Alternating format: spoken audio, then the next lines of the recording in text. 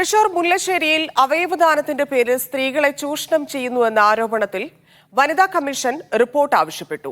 തൃശൂർ, എറണാകുളം ജില്ലാ police മേധാവിമാരോടാണ് report തേടിയത്.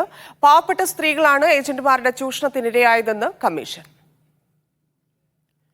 അഖിൽ ചേരുന്നു. അഖിൽ, ഈ സംഭവവുമായി ബന്ധപ്പെട്ട് ഉള്ള വിവരങ്ങൾ, ഈ റിപ്പോർട്ടിൽ എന്തൊക്കെയാണ് ആവശ്യപ്പെട്ടത്?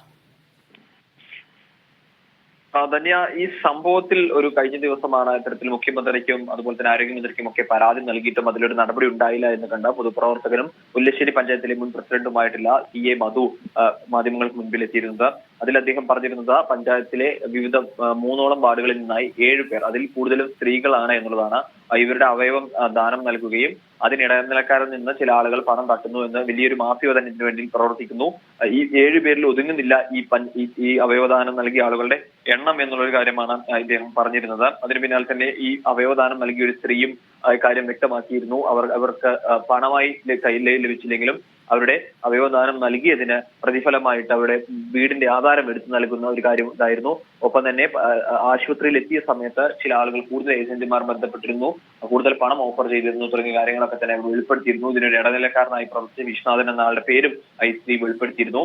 ഇതിന്റെയൊക്കെ അടിസ്ഥാനത്തിലാണ് ഇപ്പോൾ വനിതാ കമ്മീഷൻ ഈ വിഷയത്തിൽ ഒരു വിശദീകരണം റിപ്പോർട്ട് തേടിയിരിക്കുന്നത്. തൃശൂർ അതുപോലെ തന്നെ എറണാകുളം ജില്ലാ പോലീസ് മേധാവിമാരോട് റിപ്പോർട്ട് തേടിയിരിക്കുന്നത്.